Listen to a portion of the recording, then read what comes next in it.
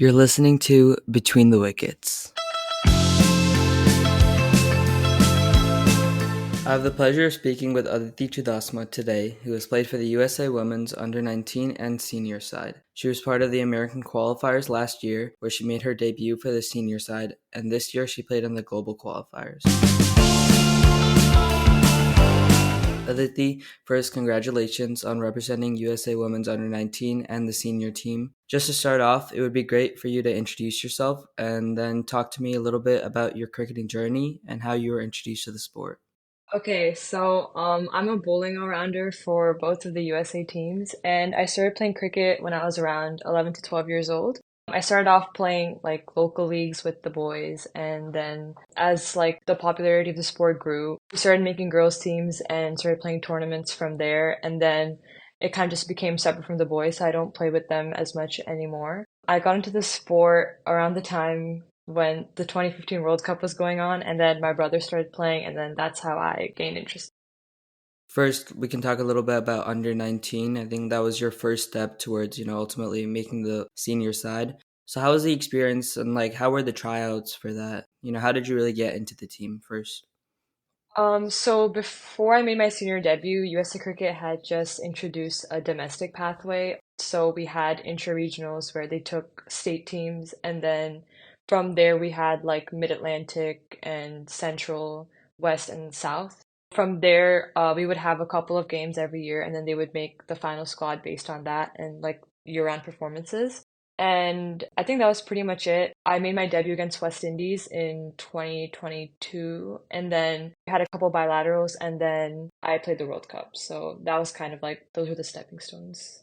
So how was that experience of playing in the World Cup? Obviously like a kind of like a big stage. How did that go and how was your experience like with the team, with the coaches, everything in general? It was definitely like a fever dream. Like it didn't hit until like I put on my jersey and I saw like Australia like warming up. And like I was like obviously like the quality is really high and everything is done really professionally. It was really cool to see how like really good teams operate and like things they do off the field matter way more than the stuff that they do on the field because that's how obviously it comes off. So the media attention that we got was really good and it kind of like boosted the cricket happening in the US here. It was really intense and it kind of like gave everyone like it opened everyone's eyes and like upped our level a bit. So After that World Cup, how did it feel like kind of coming back to New Jersey and then obviously kind of playing here also? I know it's like very different, kind of playing conditions and all, but and then, coming back and then ultimately playing for the senior side. So how was that like kind of transition and how did you really go about kind of making it to that senior side? So obviously when we came back, we knew like where we stood with other teams. So we had clear plans and like what we needed to do. And obviously one of the biggest things even right now is our fielding. So like with New Jersey grounds and stuff, it's a little hard to practice the stuff that you get in higher levels, but obviously like we do the best that we can.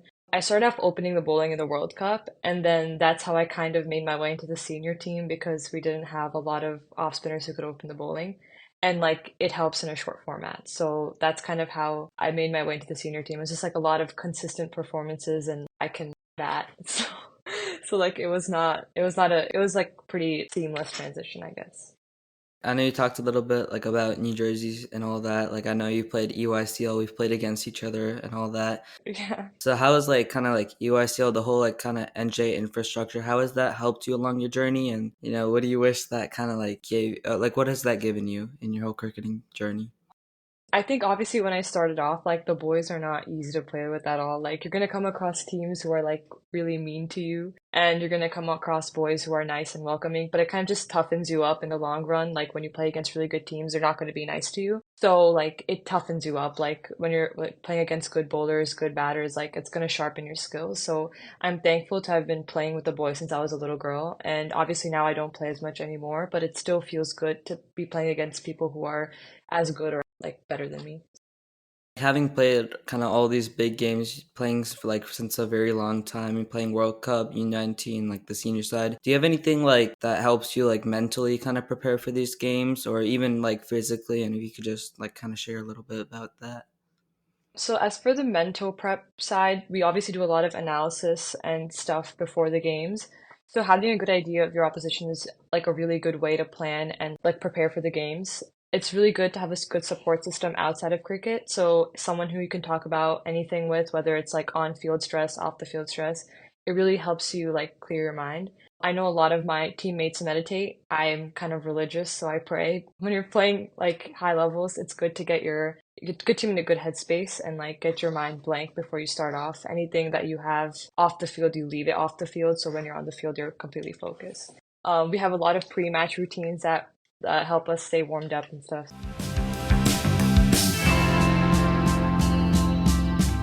You talked like a little bit physically. How do you kind of prepare like and train back at home so you can like be prepared? I know obviously playing on turf in like all these international games is much different than playing on ash or like matting here, but maybe even in the nets, how do you prepare to be able to be ready and just kind of jump into that international kind of landscape?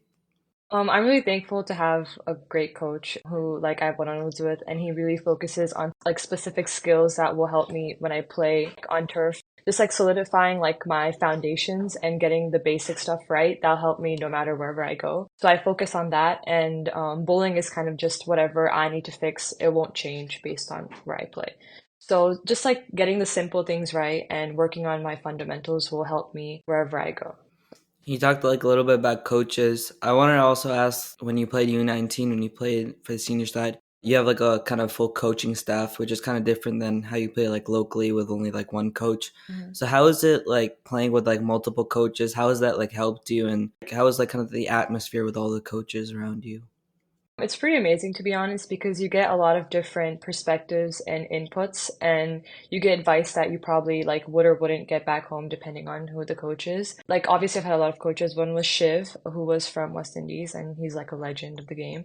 And one was Charlotte and she is from New Zealand. So obviously two really different people, like two different coaching styles, but you still have a lot to learn from them. And with physios and strength and conditioning coaches, like I said, like before I made my debut, I would have a different pre-match warm-up, and now like little things like rolling, stretching, like warming up correctly, like all those little things matter, so you're fully fit for the game.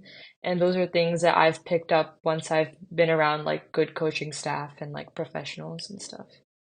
Like talking about like kind of like stretching and fitness and all that. How important do you think fitness really has a role in cricket, and what have like you been doing personally or not been doing for like your own fitness, and how important do you think it really is? It's really important, like especially when you're on tour and you have a lot of back-to-back games and nets and stuff, and you don't have a lot of off days where unlike when you're playing local games, it's only what like max 2 games a week. So like stretching and warming up is really important and little things we do like ice baths, cooling down, all really important. And obviously like off the field fitness stuff, whether it's like conditioning, sprint, stuff like that, when it gets really hot and tough out there, like all that counts. I've incorporated all of that when I come back home when we have our strength and conditioning coaches like keeping us in check with like working out plans and stuff like that that keep all of us like moving when we're not on tour. So like having played such a long time, especially like cricket in America, having been part of all these like women's tournaments that have recently been like really picking up, which is really good. Mhm. What's your take on how cricket is really growing in America and globally as well on the women's side and just in general? Honestly, like with the Olympics coming up, I know cricket has been really picking up because USA will be participating in it. So I know a lot of little girls from now are looking at that and thinking like I want to play cricket because I want to be part of the Olympics. Just like in New Jersey, if you see there are so many girls that like I know in dream cricket we can make like two whole teams. So I think that's great to see because when I started, I think I was one of 3 girls in the tri-state area. And now to see like 3 teams coming from just my academy, like that's a lot of growth. And that's obviously because USA Cricket has been doing a lot for women. And, just in general, like I know the boys have a really complicated like domestic pathway system now. So like it's good to see like we have a structure like happening and it's building and it's like growing. And I think globally, obviously, like cricket is a big sport. So associate countries are also really picking up and there's a lot of stuff going on. I just played global qualifiers, which is for associate cricketers, and that's great to see. So we've talked about like a lot of on the field stuff like directly related to cricket. Obviously off the field too, you're growing up, you're like a teenager, you're playing cricket, but you also have school on the other hand. I know even for me, like having a lot of tournaments, having to take days off of school. How's it like kind of balancing school and cricket for you? How is that personally? It's like definitely not easy. I think when I went to play the World Cup, I had a bilateral, the World Cup, and two national championships, and I had missed almost 40 days of school in the first half of the year. So they kicked me out. So I had to do online school, and obviously like on a deeper level, it was definitely a little like stressful because I wasn't in school, I wasn't in touch with any of my friends, and I kind of had to self-learn everything. So I think for me, like while I was in school, time management was really, really important. And while I wasn't in school, like when I was doing online school, it gave me the flexibility to kind of focus more on cricket. So for my senior year, I'm going back to school, thankfully, and it's college apps like and stuff like that. So obviously a little stressful. We have the World Cup coming up again in 2025. So time management and like obviously clarifying your priorities to yourself is really important and like knowing what the best thing for you to focus on in the moment. I know you talked about like kind of missing your friends in school, and then I just wanted to ask about like your friends on the team, like all your teammates. I know you guys are like pretty close Mhm. on the field and off the field. So how has it been, kind of sticking with that one team through like various tournaments, playing obviously the World Cup with them and all that? How has that kind of experience been? Honestly, it's definitely, I'm so thankful because I've been playing with these group of girls since I was 12, or more or less. Like, we're gonna have new people coming in, but like, especially for the senior squad, like a lot of us have been playing together for a long time, and it really makes a difference. The communication that we have with each other and the chemistry, like to a team, is obviously really important. You see, when we play against other teams who are like associate like countries or they're developing and they practice together. One example is U8. So they have a training facility and they practice together all the time. And despite that, like we look more bonded and like we have a better team chemistry, even though we come from different parts of the country. And that really makes a difference when you're on the field and the team is low. Like the ability to pick up everyone's energy and shift it to your side, like it's definitely an advantage that we have because we're all so close. So it makes a difference on the field and off the field. Yeah, I think team chemistry is like one of the key points in any team, like in being able to succeed. So I think that's really important and cool. And then you also talked a little bit about associate countries. When you played the World Cup, obviously playing big teams where, cricket is more of like a kind of daily thing over there. There's a lot more infrastructure, which the US is now growing a little bit. What would you say like the main difference you saw in a team like, kind of the United States that's still growing, or maybe like India? I know you talked a little bit about Australia and stuff. So what would you say like the key differences, and what do you think should be done to kind of like bridge that gap? The key differences are definitely fitness and fielding. Like the stuff, like they look like different people on the field. And I think obviously once we get better facilities, like better grounds, better pitches, blah, blah, blah, we'll obviously grow as players and as athletes.